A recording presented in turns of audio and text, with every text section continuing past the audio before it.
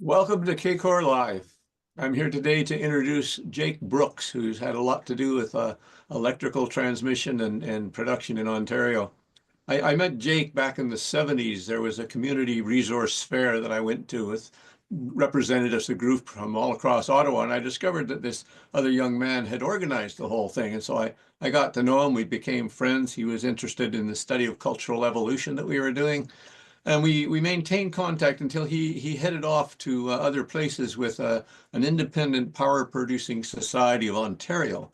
At the time, Ontario Hydro, which was the producer, wouldn't allow anybody else to make electricity and put it into the grid. It was a forbidden. And of course, that's changed a lot in the time in between. And Jake will tell us some bits about where we are and how we can do it better. So I'm going to turn it over to you, Jake. Thank you very much. That's great. Thank you, Mike. As Mike said, I'm Jake Brooks, and I'm here to talk with you about some work I've been doing known as the Net Zero Reliability Initiative.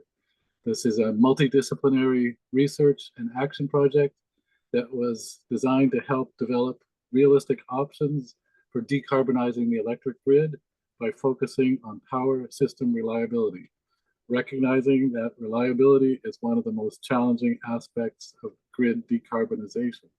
So thank you to the Canadian Club of Rome for inviting me and providing the opportunity to speak. I worked on this project with Pollution Probe and a number of other stakeholders through most of last year, 2024. The final report was released on November 26, 2024. For those of you who would like to look it up and perhaps review the background documents during this webinar, you can find it under Energy on the Pollution Probe website. The link shown at the previous slide on your screen may also be in the chat window, or you can always Google the title of this webinar, the phrase Achieving Reliability in a Future Ontario Power System. That will bring you to the landing page on the Pollution Probe website with all the documents related to this project. As all the public documents anyway. I know that many of you in the audience have significant background in climate science, technology, climate policy. So I'm going to go into a fair bit of detail on the thinking behind the project, the deliberations that went on, and the final report. The project was structured in several phases and was managed under the oversight of an advisory council. The advisory council included representatives from industry, people with significant expertise in the field. So let's see. I'd like to go back one slide and give you a little more information on the project proponents. Pollution Probe is a national environmental organization based in Toronto that has been in operation since 1969. It has maintained a continuing interest in energy issues and has been a regular participant in public policy discussions, educational work, advocacy, and regulatory proceedings related to energy policy. I'm not a current employee or director of Pollution Probe, so I think I can say with some impartiality that it has acquired a reputation for engaging constructively with a wide range of stakeholders in its work and for producing reasonable and balanced reports and recommendations on how to incorporate environmental sensibilities into public policy and business planning. In recent years, Pollution Probe has organized and convened a wide range of stakeholder collaborations and produced public documents on such energy subjects as decarbonizing the housing sector, fostering innovation in energy, the future of natural gas, the role of SMRs in Ontario, to name just a few. And I will try to explain the acronyms for those who aren't familiar with SMR. That's small modular reactors. As Mike mentioned in the introduction, I'm an energy consultant based in Toronto with a lifelong focus on the electricity sector.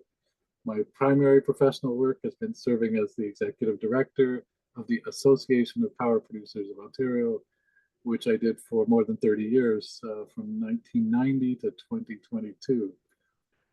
Just before going on, a couple of minor disclaimers. Although Pollution Probe was the final author and publisher of this report that I'll be speaking about, I'm not speaking today on behalf of Pollution Probe. I'm a consultant to Pollution Probe and have been effectively responsible to a team in which Pollution Probe is the leading corporate entity. And secondly, my comments here today are presented as a discussion of public policy options. I'm not providing investment advice, and my remarks should not be interpreted in any way as investment advice. So the idea for the Net Zero Reliability Initiative arose in late 2022, as the Government of Canada was developing the clean electricity regulations. It was part of their national objective of achieving net zero by 2050. The government and many others realized that the electricity system would have to move faster towards net zero than the economy as a whole for two main reasons. Electricity is more capital intensive than the economy as a whole, which means relatively slow turnover of capital stock and more time required. Secondly, because electricity is an important vehicle for decarbonizing other parts of the economy. More specifically, what this means is that decarbonization of the economy is expected to require a lot more electricity and electricity infrastructure per capita than we have today, because electrically powered equipment can be expected to take over functions and jobs previously performed by fossil fueled infrastructure. Think, for example, of electric vehicles replacing gas-powered cars and heat pumps replacing gas furnaces. So in this process, a number of people realized that there would be significant challenges decarbonizing and expanding the electric grid on the anticipated timeline, largely because much of the physical equipment for ensuring power system reliability has been designed and built with an almost universal baseline assumption that fossil fuel resources would be easily and continuously available to the operators of the electric grid. However, there are many solutions for providing reliability on a low carbon basis. Some of these solutions are new and are not yet well known. All of this is what led to the conclusion that there could be a lot of value in helping to chart economic approaches to providing reliability services in a clean and efficient way. So the project phases. First phase was research. In 2023, Richard Carlson and I developed a proposal for the Net Zero Reliability Project and organized an advisory council to oversee the work. Primary funding was provided by TAF, the Atmospheric Fund, to whom we are sincerely grateful. The work was organized in the three major phases: research, consultation, and reporting. During phase one, which covered most of the first 3 months of 2024, independent consultants were retained to review the issues and develop a baseline report on how to best approach the provision of grid reliability in Ontario under conditions of steady decarbonization. During phase two, essentially Q2 2024, the team led by Pollution Probe carried out its own review of related activity in other jurisdictions and combined that with the consultant's report and input from other energy experts and stakeholders, including the advisory council, with the purpose in mind of expanding and refining the insights of the previous work and developing recommendations and action steps. In this phase, a stakeholder symposium was held in Toronto. It was April 24th, 2024, and a report summarizing those discussions was also produced. More than 30 people attended the workshop, representing diverse parts of the energy sector, including the renewable energy industry, Hydro One, the IESO, for those who aren't familiar with the acronym, Independent Electricity System Operator, energy storage industry representatives, the electric vehicle charging services, and lots of energy consultants came to that event and contributed to the ideas in the report. During phase three, the team led by Pollution Probe assembled the findings and insights and added their own thinking to produce a final report. The final report features an action plan with high-level recommendations and 8 action steps intended to help advance progress towards providing power system reliability economically and efficiently as carbon-intensive resources are phased out. So here are the high-level recommendations on which I think it would be helpful to focus most of our discussion. The first is that Ontario should competitively procure bulk level reliability from all types of resources, including non-emitting resources. The second, Ontario should clarify the future role of LDCs in Ontario regarding system operation and reliability. LDCs means local distribution company, in electricity industry lexicon, that is the local electricity company like Hydro Ottawa or Sudbury Hydro, or the local distribution company, which essentially takes wholesale power and steps it down and distributes it locally. The third major recommendation is Ontario should enable development of local flexibility markets for reliability. And the fourth, Ontario should improve coordination between transmission and distribution on future methods for procurement and operations related to reliability. And I'd just like to give a little explanatory aside on point number 4 about improving coordination between transmission and distribution. The project team and many others have generally concluded that it is extremely difficult and almost unknown under the current rules for LDC connected reliability services to be properly compensated for providing wholesale grid services in Ontario. There are markets and procurement mechanisms for securing reliability at the wholesale level, and some trials at setting up crossover mechanisms, but nothing comparable to the wholesale reliability framework exists at the local level. Customers pursuing investment in demand-side solutions or distribution-connected resources have little or no method or path available to them for systematically recognizing the full value of their investments' contributions to meeting resource adequacy needs, wholesale resource adequacy needs. And therefore, most of these cost-effective potential investments are not pursued. This is particularly concerning since many demand-side and distribution level resources can offer capacity value in addition to other value streams, which could actually lower the overall costs to customers. This observation may help to explain why you see a lot of attention focused on LDCs and local markets in the later part of this report. So again, back to the high-level recommendations. Each of these 4 ideas is addressed in the action plan, which forms an integral part of the report. We'll return to that. One of the primary premises of this project is that as new technologies are invented, new methods emerge that can simultaneously deliver reliability and reduce carbon emissions. However, it will take a fair bit of technical attention to figure out how to deploy them appropriately in each jurisdiction. As many of you probably know, Ontario's electricity system is undergoing a transition requiring billions of dollars of new investment in the near term, driven by rapidly increasing demand as well as by the advent of new technologies that can competitively provide energy, but operate in different ways than traditional technologies. Many of these new resources will be located at the local level, thus opening up an opportunity for the new resources to also provide local services. At a high level, you could say that a range of technical innovations are now available for transitioning to a cleaner, more reliable, and cost-effective net zero electricity system.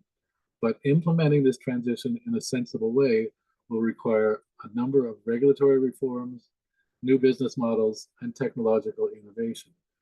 This report identifies opportunities for near-term action to gain the benefits of a modernized electricity grid and to avoid making investments in outdated and higher cost power systems. In terms of the reports, just a moment.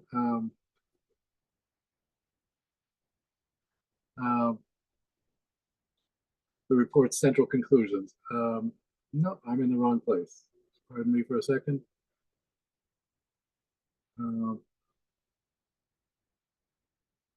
Let's see. Very good. The authors have urged the government to move without delay on modifying the way reliability services are provided in our electricity system and positioning the province to be a leader in a net zero economy.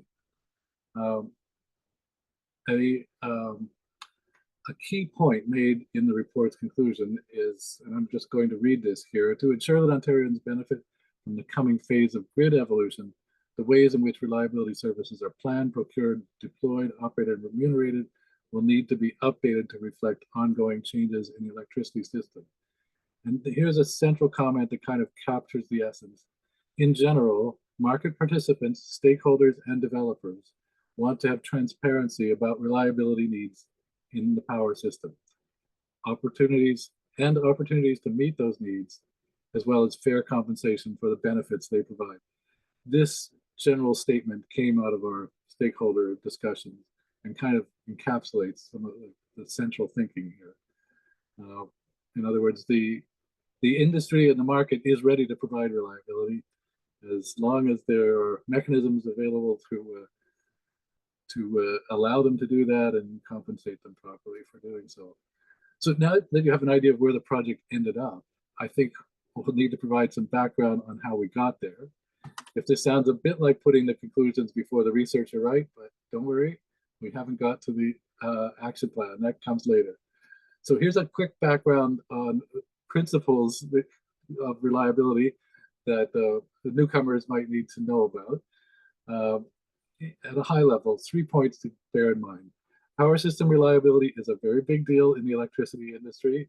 Huge amounts of attention and resources go into building and maintaining systems to ensure reliability.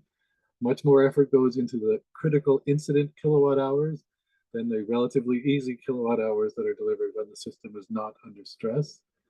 Number two, reliability is delivered through a combination of infrastructure investments, planning, and operating rules and procedures. Investment in short and medium and long-term timeframes are all required, and virtually no system relies exclusively on one technology or one technique to ensure continued reliability. And third, reliability is achieved in a way that's unique to each jurisdiction. The tools and formulas that work in one place cannot necessarily be transferred and applied to another place without adaptation. So here's a look at what the consultants found when they applied themselves to the question of achieving reliability without carbon or with much less carbon than historically. The NZRI, Net Zero Reliability Initiative project, hired the consulting firm Power Advisory, LLC, to carry out research and write a report on the basic non-emitting reliability options that existed at the time, now about a year ago. Their full report is the first of the documents published on the Net Zero Reliability Initiative webpage that we cited at the beginning. The primary consultant at Power Advisory on this project was Travis Lusney, and he was assisted by Greg Peniak, also at Power Advisory. For their analysis, Power Advisory defined a set of reliability services. Producing this kind of analysis is a relatively common practice in the power industry, and different analysts in countless settings have come up with many, many variations on how to differentiate between reliability services. In fact, grid operators around the world naturally keep on doing this, and in many cases, their work in this area is being informed, if not driven, by the introduction of new technologies for providing reliability services, much as our report has been recommending. As an example, EnergyNet, the Danish grid operator, recently designed and set up a new market for ancillary services. Building out a design that was suitable for their regional grid, they said, quote, the fastest ancillary services called frequency containment reserves, which typically have the shortest activation time, ensure the frequency does not deviate too much. The slower ancillary services with significantly longer activation time are meant to replace frequency containment reserves when possible and ensure that system balance is reestablished, unquote.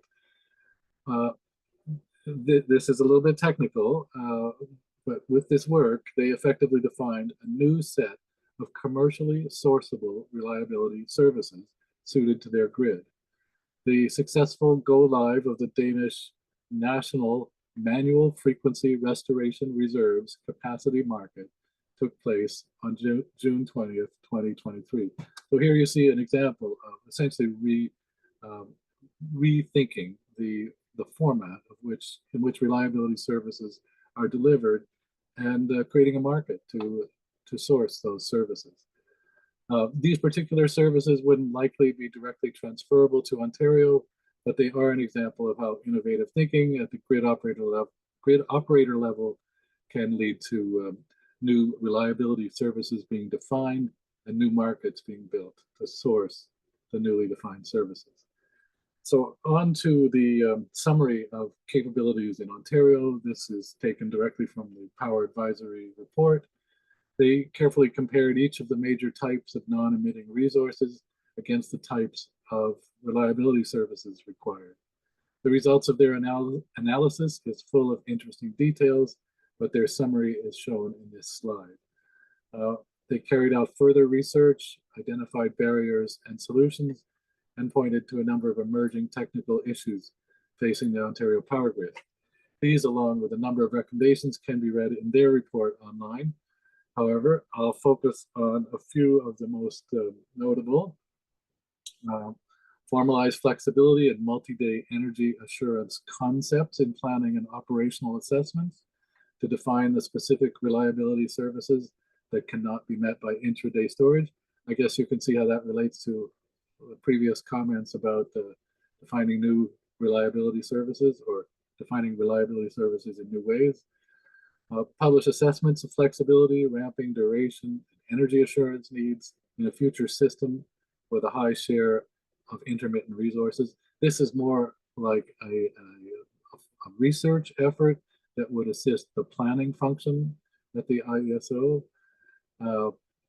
Consider acquiring non-emitting flexibility and or energy assurance products through forward procurements to plan for gas retirement. Obviously, if you're going to have a net zero grid, you have to have ways of reducing the usage of gas.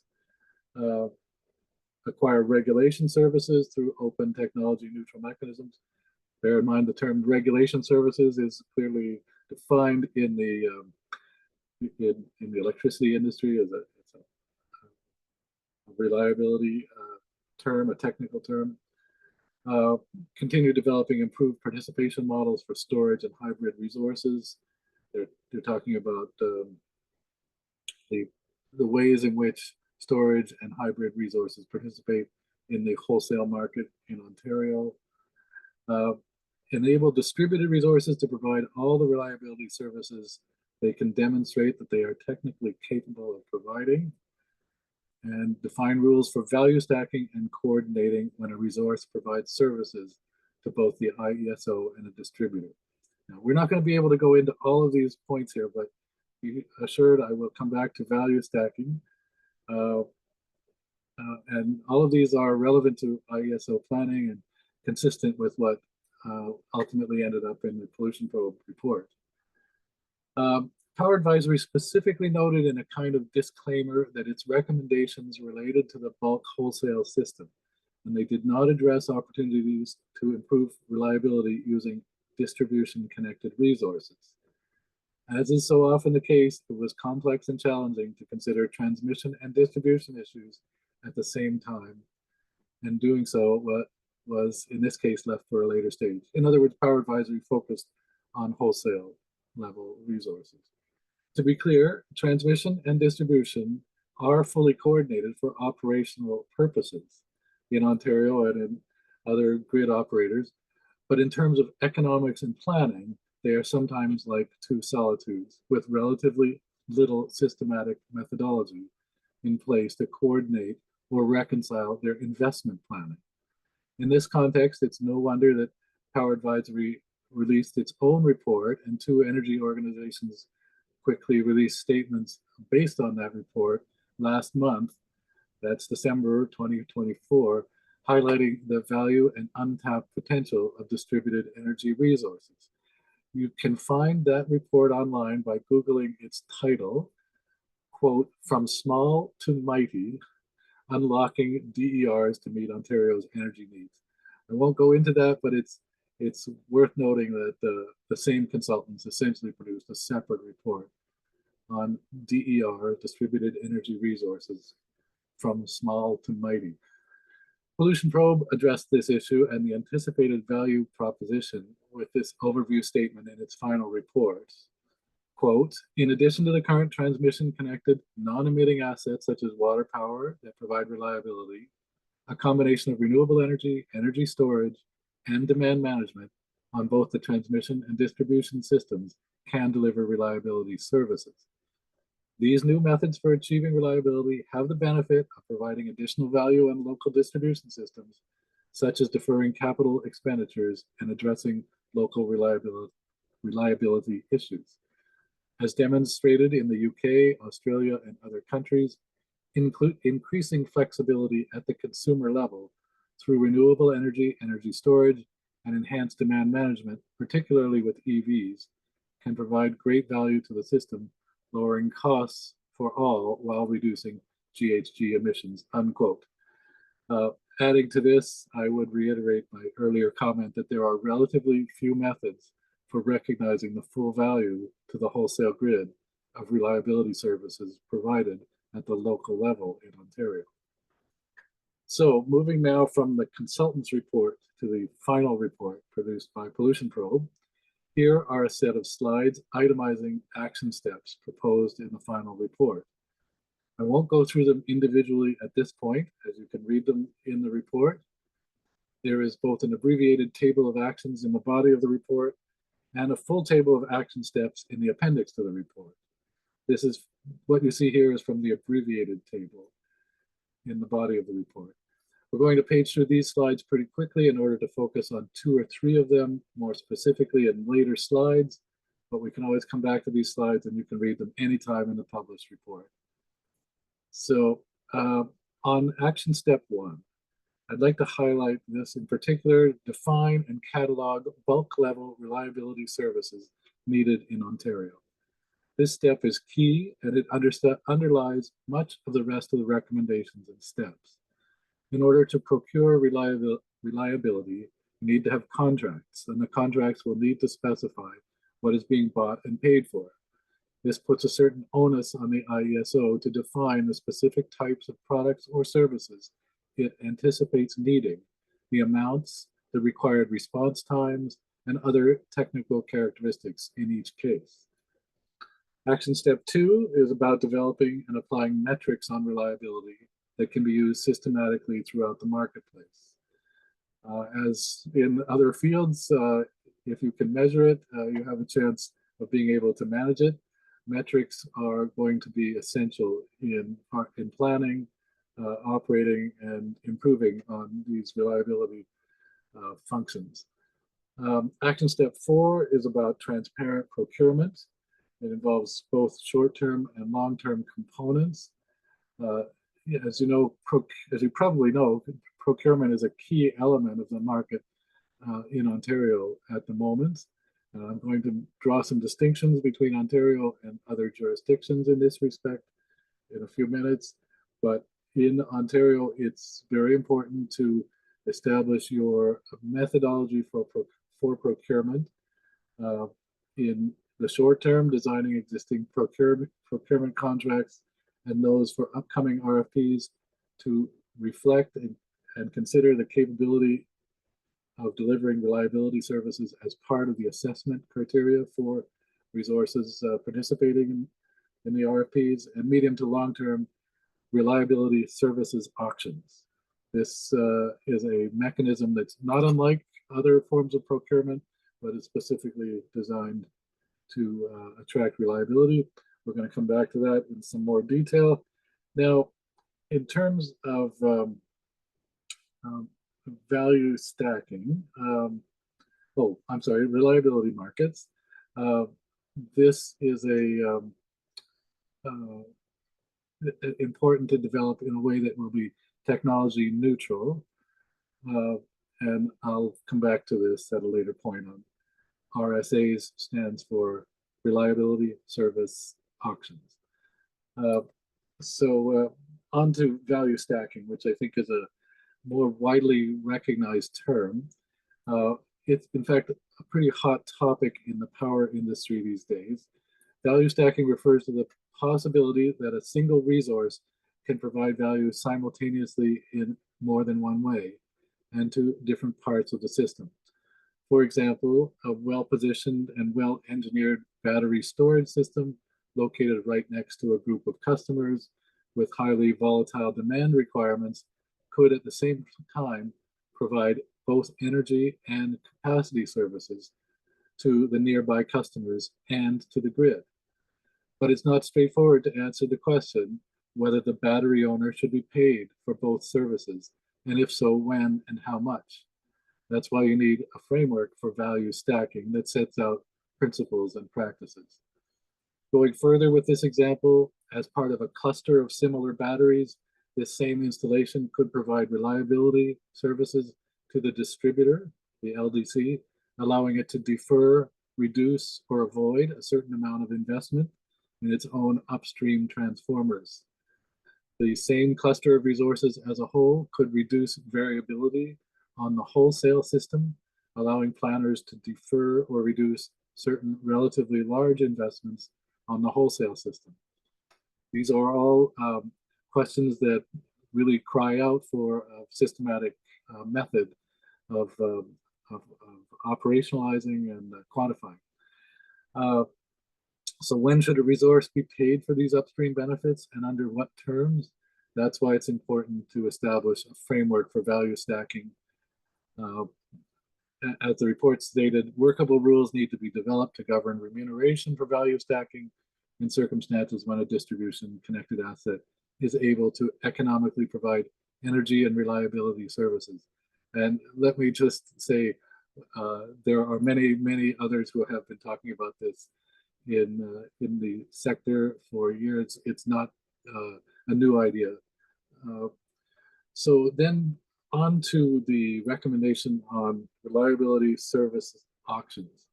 The report proposes a significant new mechanism for use in Ontario, which it calls reliability service auctions, or RSAs. Conceptually, RSAs are similar to current procurement mechanisms already being run in Ontario by the IESO for a limited range of reliability services, such as operating reserve. The concept is the same as for other types of power system services. Define a set of services very precisely and their specific operating requirements, and then invite competitors to bid to provide them under a range of timeframes. In the early stages, such as LT3, that's long-term RFP procurement process number 3 at the IESO, essential reliability services could be included in the resource specs for participants and also for capacity RFPs, but not procured explicitly. And then in later RFPs, such as LT4 and on, RSAs could be held for essential reliability services on the transmission grid specifically. This work is already underway to a certain extent, as the IESO has consistently been working on market development initiatives that address reliability. It's not like the core concepts in RSA are completely new. They've been addressed in various ways, in different places.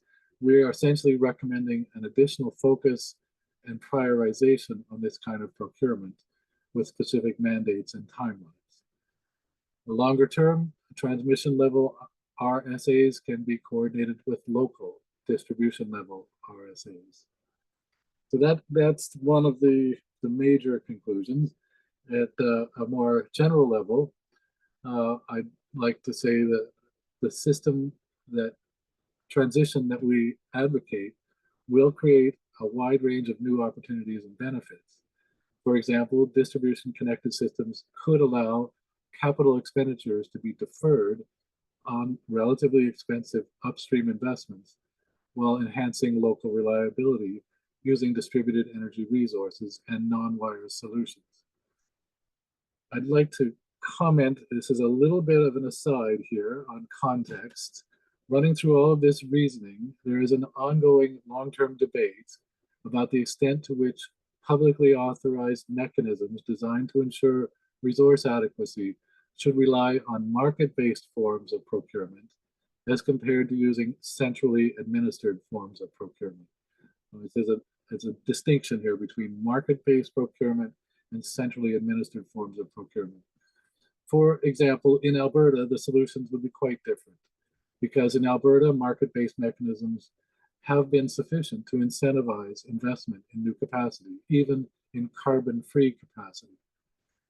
However, in Ontario, the circumstances are entirely unlike Alberta. The reasons for these differences are complex and long-standing. In Ontario, it seems that every major form of supply, uh, including hydroelectric, demand management, all have some dedicated form of procurement with their own specific mechanism, with the exception of distributed energy resources, which until now had no mechanism in place in Ontario. It was no surprise that the development of DERs has been relatively modest in recent years, considering other forms of supply had procurement mechanisms dedicated to them, while DER did not. Fortunately, that may be about to change as the Ontario government issued a directive in late December that essentially mandated the IESO to develop a program in distributed energy resources. The directive on local generation is part of a larger directive focused on the second long-term request for proposals, which was posted on the IESO website around December 11th. And there are some deadlines given to the IESO to develop a program by April of this year, 2025. To summarize, electricity is one of the most important parts of the economy to decarbonize. Reliability is probably the most challenging aspect of the electricity system to decarbonize, but there are solutions and new opportunities are arising all the time.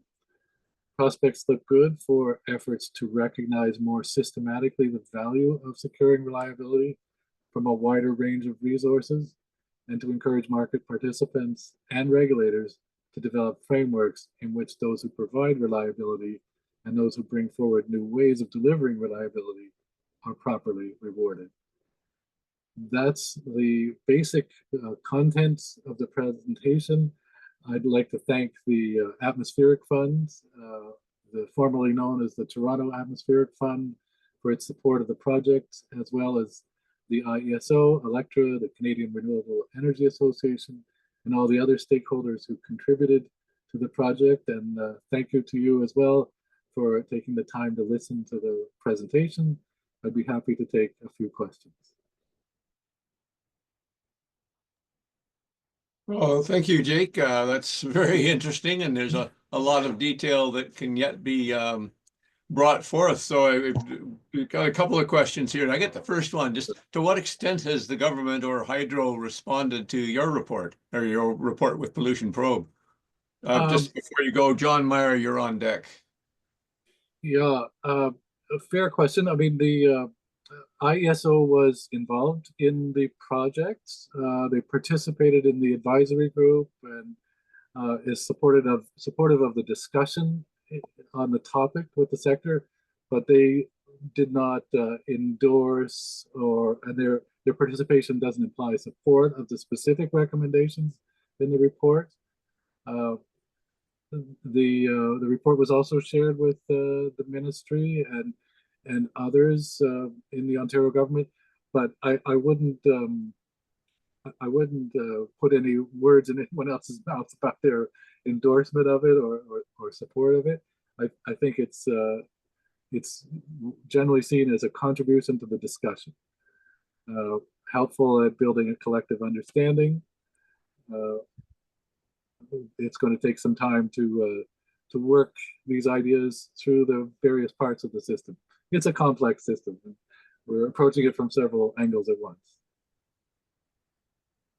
Excellent. Okay, so John Meyer, you've got your question. Art Hunter, you're on deck. Okay, yeah, Jake, thanks very much for that. I mean, you're dealing with structure. I always use numbers. I like numbers, and Sure. I just got a recent publication paper from Art Berman, who's an fossil fuel energy expert, and he basically says that there's there's a lot of oil and fossil fuels still left, which we know we've got more carbon than we need to hang ourselves climate-wise, but he's also implying, I think, that the costs are not going to go up substantially. for fossil fuels in the next decade or two, which is a big disappointment to me.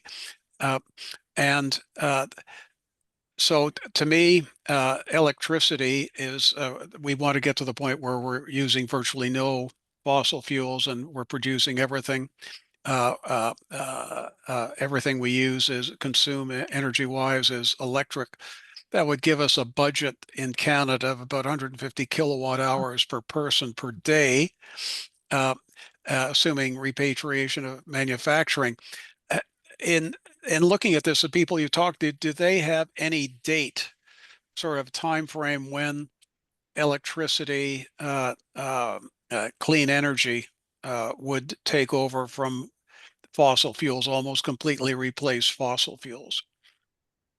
Well, underlying your question is a key distinction between bulk kilowatt hours and what you might call the specialized kilowatt hours that are necessary for delivering reliability.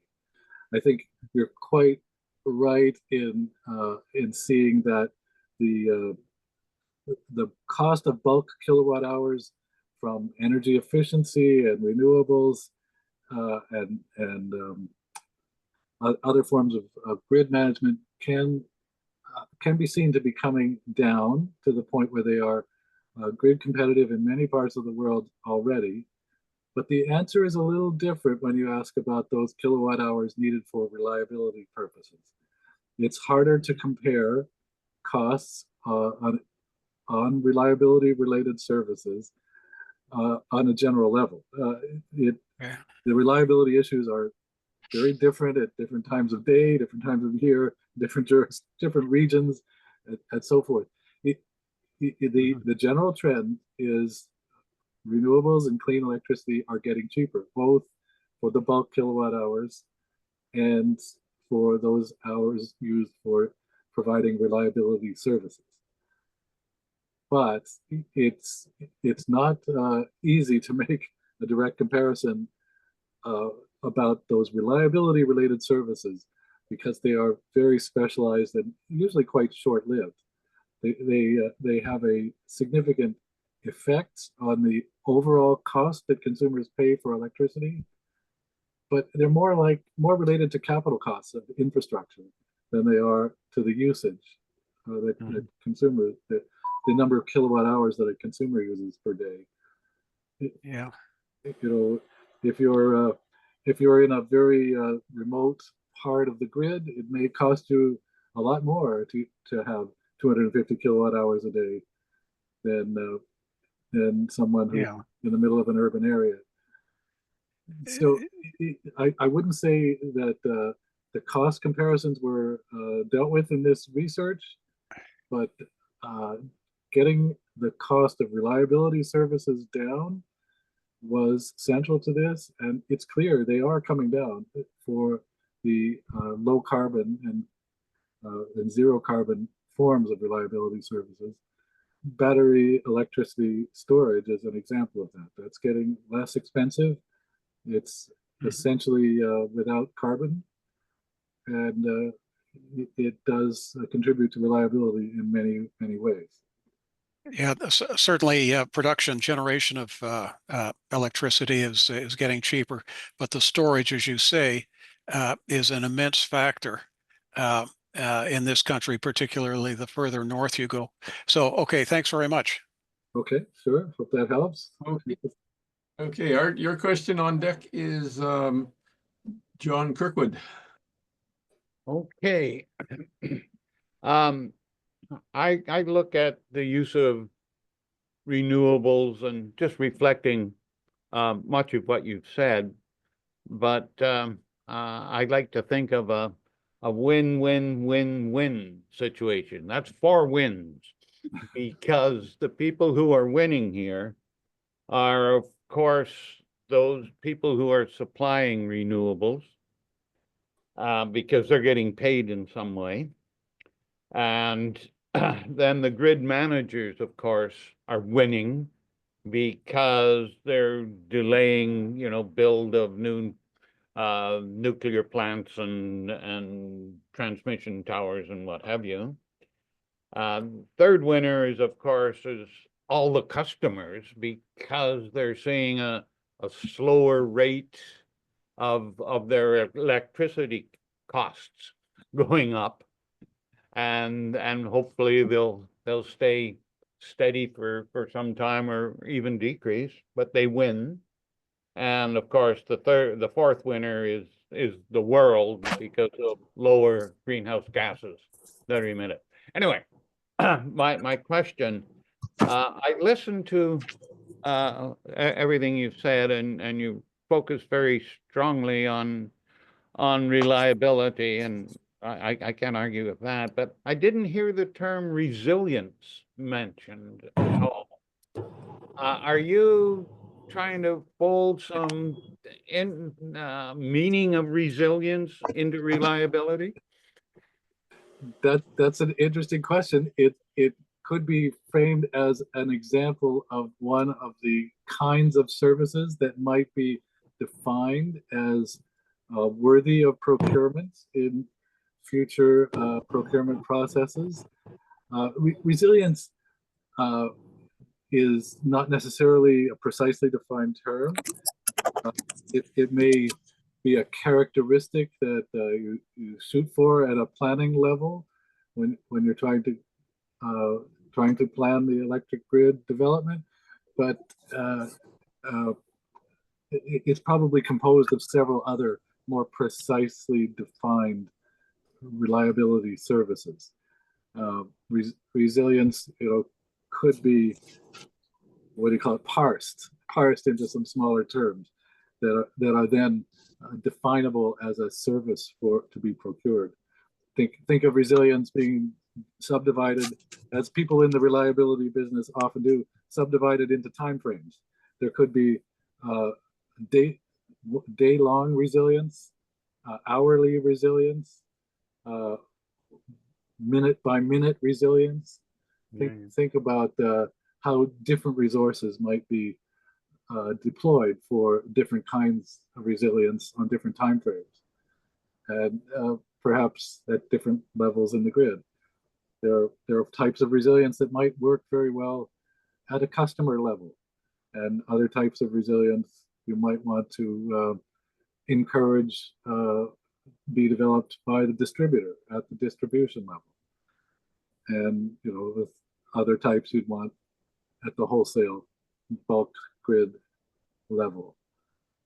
So it's essentially a broad category that is worthy of a lot more study, probably involving breaking it down into many smaller pieces. Okay, understand. It's very complex. There's no question in my mind about that. I mean, because the grid is composed of so many parts, and what's happening in the east is quite different what's happening in the west. And how do you manage the whole thing? I understand it's very complex. Thank you. Well, sure. All kinds of specialists work on exactly these questions in each jurisdiction. Yeah. And I'm sure their work is evolving as new technologies start becoming attractive. Yeah. And just a piece of administration, Mike, I see John Kirkwood hasn't turned on his video, and I don't see that he has an audio capability. He did have, and I'll call on him. We'll see if he can give his question. John, you want to come on? And Dave Doherty, you're on deck. You don't need the video to ask the question, but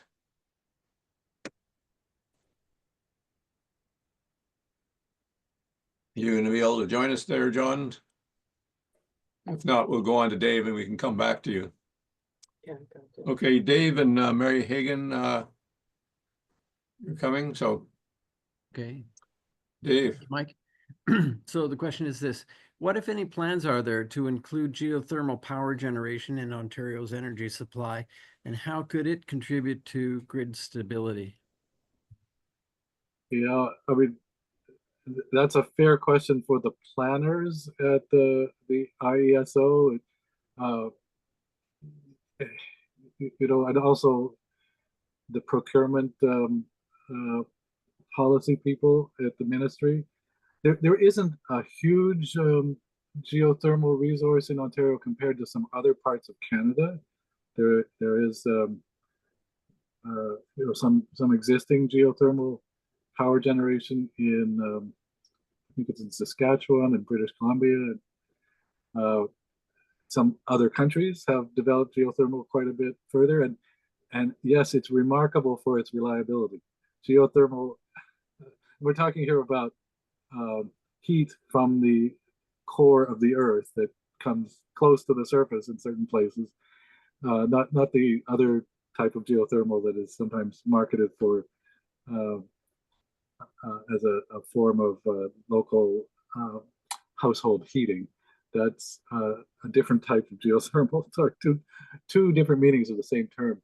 But geothermal from the temperature of the earth underground is incredibly reliable because it basically keeps on producing steadily, regardless of the weather or whatever might be happening on the surface of the earth. There are some places in the world that have started to make this a significant part of their electric grid. It seems somewhat expensive in most parts of Canada at the moment, but that doesn't mean it won't find a way forward in the future. Now, bear in mind, that's a source that is dependable in terms of its ready output, regular, dependable output. It's not quite the same as delivering reliability, which would include all sorts of other types of capabilities beyond steadiness, being able to respond, for example, to demands on the grid. That requires a type of infrastructure that doesn't necessarily come naturally with geothermal. Geothermal is really just another resource. Yeah, I understand. I think perhaps there's an opportunity in geothermal that could easily be skipped if you didn't have your eyes wide open, which is you can use it for energy storage in a very similar way to pumped hydro storage.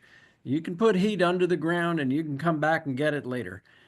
They've even got on surface sand, containers full of sand that are heated to extremely high temperatures. But those actually are in the air with essentially only a man-made blanket of insulation around them. And if you put something like that underground, you don't have to worry about that. The rock's going to do the job. You're talking essentially about thermal energy storage and heat pumps, I think, if I got that. And then bring it back to generate power when you need it. Well, it's hard to get hot enough temperatures for power generation using that type of thermal storage. 600 degrees C. That's good. Yeah, that's definitely, that's good. If you're talking about pumping warm materials back underground, it's going to be hard to get to 600 degrees, but 600 degrees is certainly sufficient for power generation. Yeah. Yeah. Anyway, I think it's something they probably overlooked, just the same as when the current government got into power. The first thing they did was kill a whole bunch of existing power generation contracts. Yeah, I mean, geothermal is relatively capital intensive. You have to start with a fair bit of digging underground and putting pipes down that are very durable for a long time. That's where old mines come in. Yes, that could certainly help. Yeah. Thank you. But yeah, sure. Okay, John Kirkwood's got his hand up, so he is here. You want to ask your question, John? Yeah, can you hear me? Yep.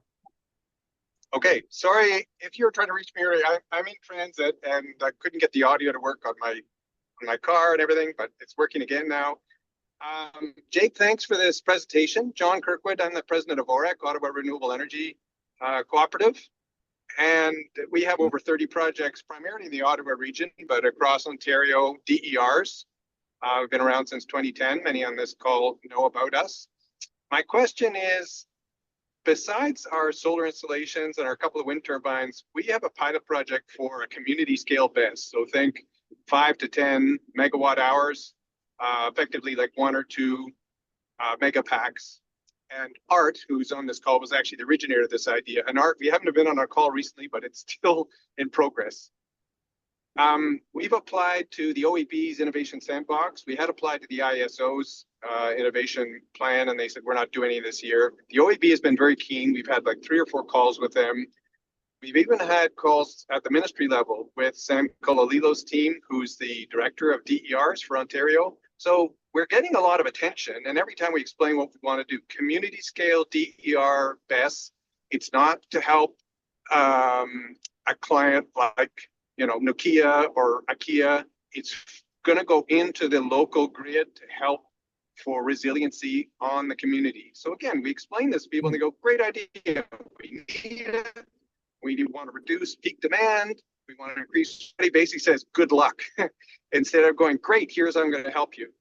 Okay, so the question is, the last call they have with the OEB, they, for the proposal, we had to say, well, you know, what would be your financial model? And I was pretty open-ended, like, well, you can't do it today. As you pointed out, there's really no, since FIT disappeared, there's no mechanism to pay us for the power we would pump into the grid at dinner time. So I left it kind of open-ended. I did a financial model, say, well, if you had paid us the equivalent of ultra-low overnight rates to, or sorry, we bought at ultra-low overnight rates and we sold into the grid at dinner time rates, this is what the revenue model would be.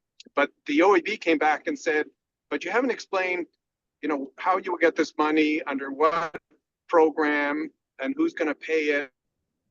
I thought you'd be open-ended. You got to be more prescriptive, and then we can say, okay, we can help you, or here's the regulation that we'll give an exemption for. So what I'm asking is, if you were in that situation, basically with a quote-unquote good idea, but you're being asked to be prescriptive, saying this is exactly how much you'll pay me and how you're going to do it and which regulations you're going to excuse, what would your advice be? So we're not talking about theoretical now. You got to literally say how that money would be compensated. Would be ISO? Would be the LDC? You know, what would be the model? Thanks. Well, there's a fair bit behind that question.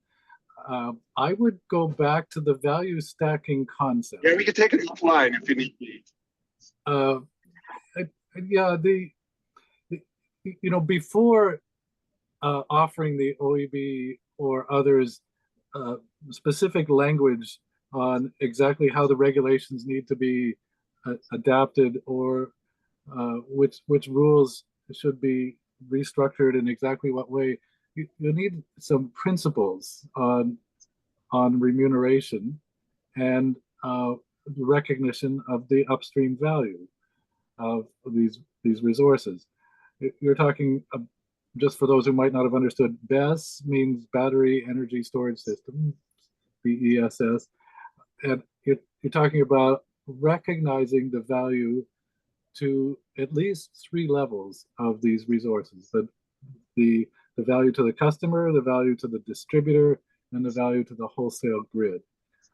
Each one requires its own methodology that is going to be generally accepted by the affected parties, at least, on how to value the service that's provided in each of the many kinds of conditions in which the service would be provided.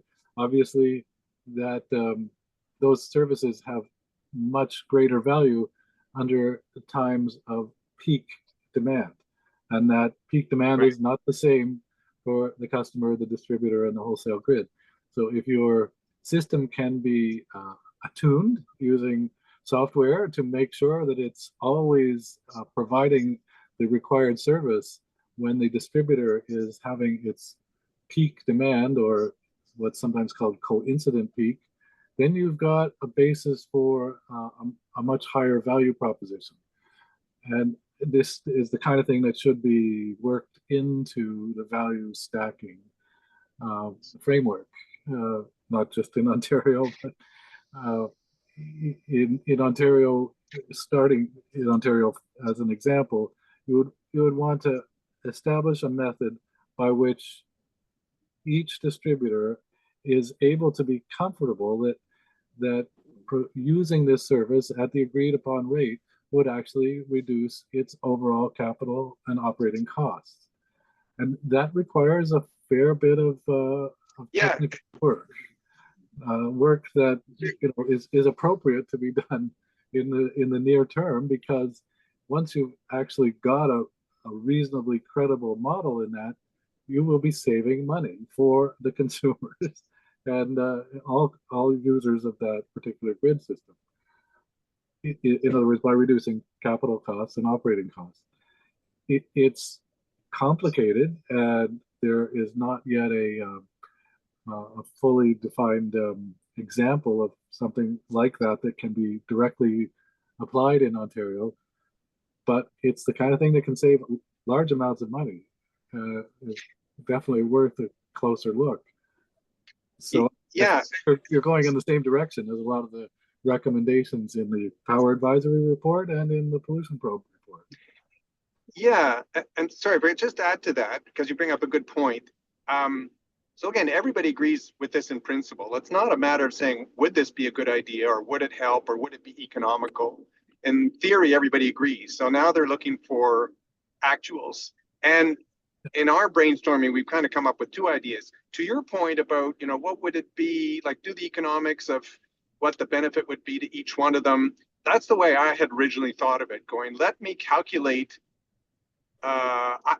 Somebody even said, don't pick on ULO, which is a consumer price. Why not do market rates? Because there'll be times they pay you to take the energy rather than you having to pay for it. So one is for us to be very prescriptive, saying, well, we'll take energy at this time on these dates with these parameters.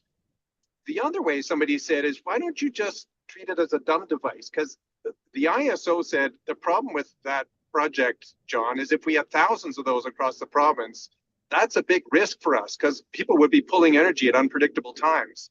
So the second financial and operational model is instead treat it like a dumb device, and we just lease it to the province and say, you manage it.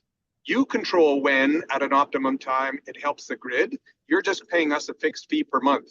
So again, these are kind of two different financial models. One is much simpler, both financially and operationally. The other is where we try and control when the tap is on and when the tap is off. And I appreciate the ISO says you can't have unlimited control on that, because if we have a feed down, we don't want you pulling energy, even if it suits you. Right. So anyway, it is a longer conversation, Jake, and I'm happy to take offline. But what the OSB has said is, tell us exactly who's going to be paying you how much and under which provision. So, for example, the demand charge applied for people who draw energy, we're a battery that's never going to pull at dinner time. Why should we pay the demand charge? So these are some of the sophisticated aspects that we have to include in our financial model. Right. Well, the two different approaches you've outlined are mutually compatible. They can both exist at the same time in the same system. And, and there are other models too. What we've discussed here about value stacking involves very precise calculations of long-term and short-term value of different services at different conditions. That's a very complex economic exercise. There are there's a third option besides what you might call, as you described it, the dumb device and the finely calculated value stacking approach. There's also a third approach in there, which you might call general rules of thumb, based on research like that, which would go into value stacking. You can come up with some reasonable approximations that work reasonably well most of the time, but don't require the painstaking detail of a full value stacking model for all of the operators that might be connected to a system. So you could come up with some reasonable rules of thumb. If you're in such and such a type of area with the certain amount of constraints, and you're able to produce under these conditions, and you meet certain performance standards, here's the kind of remuneration that you could be entitled to. These are what you might call more like standard offer rates. So essentially, you've got three different models, and again, all three could coexist at the same time on the same system, depending on what's most effective. Right. You're I mean, what? you're trying to Sorry, approximate, the full impact of market-based incentives. Sounds like a good question to continue offline. It sounds very complicated, but promising in a lot of ways. I'm familiar with ORAC through Keith Shackleton. So John, please give Keith my regards if you see him. Will Mary do. Hagan, Thanks. Mary Higgins is on deck, and Art has another question after that. Mary? Hi, Jake. I'm Mary Hegan. I live in rural South Ottawa, and a very active community that is looking at and has been looking at not only the production of energy, but the storage of energy. Yes. And I have a lot of questions, but I'll start with the first so I can appreciate where you are coming from and where the province is coming from. During all that research and stakeholder consultations, were people at the community level where something might be located and all that sort of thing, were they at the table? Were they part of the partners signing this reliability report off? There wasn't a lot of what you might call grassroots community participation in this. We were trying to get participation from folks who had a background in reliability services. So, that's something we could continue to look at. I'm sure that would, that additional input would enrich the perspective. My second question, and then I'll wait in line for the rest, is in my area, our community put together a package of investors, assessments of power. We got support from all the municipalities. We got support from our community associations. And the only thing that stopped us from having a community-led power facility was the province. IESO and government's changing over a 10-year period at this point. And yet you mentioned throughout producing the production of this new report that it's more localized energy grids and focus and consumers, et cetera, et cetera, et cetera. And yet I don't know when it gets down to the trade-offs, the regulations, how that gets fitted into the reliability. And I'll give you an example. If you have a company coming into my community and wants to set up a BESS, a big battery storage, which at many levels, once we understand it, people would probably say that makes a lot of sense. But they come in and they announce it. They don't come in and just say, we'd like to engage you in looking at this possibility. And so right away, that factor gets a pushback and it makes life more difficult. And then the bottom line is the best win-win situation, taking Art's 4 points, is where does the community benefit locally? Both in the profits from the production and the ongoing operation and the stewardship of the project. And the other thing that I don't hear anything in your description is, was there a lot of discussion on the impact on the ecology and the environment as a criteria? Right. Mhm. Well, there are not good models or methods right now for quantifying, assessing, and even recognizing the functioning of resources at the household level. the they whenever somebody does something at the household level, it's often, well, the way in which you would participate as a household or residential consumer for using energy storage or a renewable resource, it has potential value to the system, but we don't have good ways of monitoring that, measuring that, or building it into our plans. This is an area of work that is sorely lacking. And I expect that as distributed energy resources as an industry are become more prolific, more built out, you'll see more and more efforts to incorporate household and residential resources. The digital software makes it easier and easier for small groups of homeowners and people with small projects to aggregate their facilities and their services into a combined service that has greater value to their neighbors and to other parts of the grid. This is not out of the reach of possibility with more recent technology, but it still is hampered by the long-term problem that I discussed about the difficulty recognizing the value of services provided at the distribution level when they have benefits at the wholesale level. That's a long-term problem that will take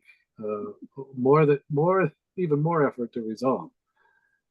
But there are examples in some places where small groups of homeowners have aggregated their load, called load, or their consumption profile and their resources when they have solar panels or storage of various types, and they are aggregated in an online form over the internet and marketed collectively to the grid operator or to the local distributor. There are examples of that being done. It's just, and some of the models are quite intriguing, quite flexible. There is open source software designed for this purpose that has been developed and redeveloped at many stages over the last few years, but it's still in the early stages. It's still very much isolated examples in Brooklyn or in Australia or little places that have put together local resources into something that is, ultimately quite attractive to the rest of the grid. Well, I thank you for being honest. In your newer responsibilities, maybe we'll work with you on trying to standardize that and get it into the mainstream, because I think it's going to reduce cost and also increase reliability. So we have to make our case. There are many efforts going on in parallel on this same concept. One of the terms you might see floating around, and you can research this on the internet very easily, is virtual power plant, VPP. Virtual power plant is often used to refer to a myriad of resources in different locations that collectively operate like a power plant. And how there is some very interesting research showing how much untapped value there is in that type of resource. Great. This is getting increasingly productive. It's wonderful. Raymond Lurie has a question, and then Art Hunter's on deck. I'd love to. Yeah. Sorry, love to talk about BES, but my question is about something slightly different. So Jake, I just want to get a sense from you as to the comparative levelized cost of electricity in Ontario.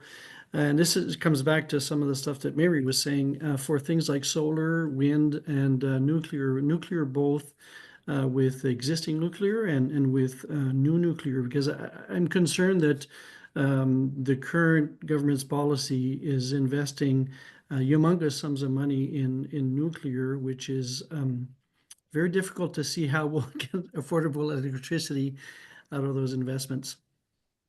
Well, yeah, this is completely out of the range of discussion about reliability, and it's not something I am really equipped to comment on directly.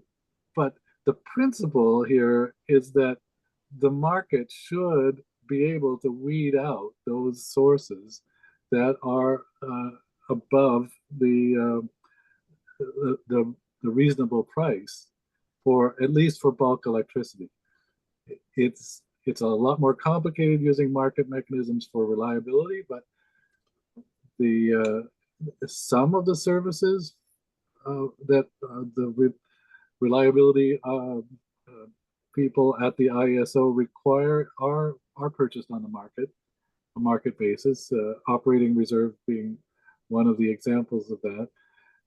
I can't really speak to the overall levelized cost of energy. That is an entirely different sort of area of expertise, but it certainly is important when you're talking about long-term planning. You have to think not only about the levelized cost of energy as you know it now, but what the levelized cost of energy is likely to be over the course of your planning horizon. Mm-hmm. And that's a longer term sort of take on levelized cost of energy, which is appropriately considered when you're looking at long-term planning. And to try and tie this into current Ontario government work, there is a new process underway to establish a long-term resource plan in Ontario. I'm not sure I've got the title exactly right, but a planning process has been announced at the conceptual level and will likely start taking shape during this year in Ontario. Okay, thank you. Paul Beckwith has a question, but he has to leave soon. So if you don't mind, Art, we'll let Paul in, and then you would have the last question because our time is running low. Okay. Paul? Hang on. I can't start my video because the host has disabled it. So can you hear me? Yes. Yeah. Okay. Okay. So I think there we go. Okay. Thanks. Yeah. So I guess my main question is how does Canada make itself more resilient and independent from the U.S. in terms of electrical power generation? I know, Ford has made a big deal about us exporting electricity to New York State, for example, to about 1.5 million U.S. customers. Are there other? I think our net effect is that we export electricity as opposed to import it from the U.S. But I know in some places we kind of, it depends where the power stations are and the demand, et cetera. So can you comment on that? And the other thing is I guess a lot of people have asked about resilience of the grid, et cetera. And I know that China's renewable energy industry is growing in leaps and bounds. I think they're way ahead of the U.S. and the rest of the world. So do you ever hear any rumblings in the electrical generation business about getting some collaboration with China going, either for solar electric, battery storage, EVs? I mean, we put 100% tariff on Chinese EVs. Do we care more about protecting our car industry than about? Well, looks like we lost the feed there. Yeah. Those are tough questions for me because they're basically on the international trade level, which is not really something I can comment on, but it is worth keeping in mind that the grid interties between provinces and between Canada and the US are part of the reliability system. We get reliability by being able to trade on an instantaneous basis. with other jurisdictions for what is realistically expected to be a lower cost than getting reliability, the same kind of reliability from other methods. We may well have more electricity than we need to supply all of Canada's needs domestically, but that doesn't mean it's most economic to supply all our own electricity exclusively and not import. There are times when imports make economic sense for reliability. So that's not really an answer to the question, but it's a complex issue, and trade operates on completely different rules than the electric grid. So it will almost inevitably require some kind of compromise between trade policy and energy policy. Okay, thank you. Okay, and now Art, last question, then John can thank our speaker. Okay, I just delighted that you mentioned virtual power plants, because that was part of my question. And of course, within that, there's two other major elements, and that is microgrids, of which you possibly know I've been operating a microgrid for 7 years. And the other is electric vehicles and vehicle to grid interactions, particularly when you're looking at fleets like school buses and all those others that are often talked about on the internet. Other jurisdictions have in fact gone off and found means to accommodate and find ways to compensate. And in the U.S., there's jurisdictions that I'm aware of that are prioritizing, and the governments are getting together and putting compensation big packages together to try and encourage people to join a virtual power plant and to build DERs of all types. And I guess I kind of look at Ontario and say, we're a bit of a backwater. We're slow to pick up on these things. And as a question to you is, why do you think that is? Other people or other jurisdictions have grappled with the same problems and have come up with solutions. Why are we a backwater? Yeah, I'm not sure I can answer that question particularly well, partly because there is no standard model, if I understand you correctly, for recognizing the value to the grid that a grid-connected vehicle battery would provide, especially in large groups. If I understand, basically you're saying some places have pioneered methodologies, including software, that treat large numbers of vehicle owners with electrical vehicles and batteries, when they're connected to the grid, as a collective battery, as a collective storage resource, and properly recognize its value to other customers in the grid. There isn't a common model for that yet. It's a very sensible thing to work on. It's quite possible that a common model could be developed. It would work in many different jurisdictions. But I don't know that there is a lot of effort being put into that at the moment. This is something that requires a great deal of collaboration between industry, regulators, and government policymakers. And it's worth doing, because essentially you've got a whole bunch of mobile batteries rolling around that are connected to the grid every day. And you could probably model just how frequently they're connected and for how long, in a way that would it'll give you a fair bit of assurance as to the usability of that resource. I mean, one problem, well, there are a number of problems with it, but vehicle owners will prioritize their own convenience about when they connect and disconnect from the grid.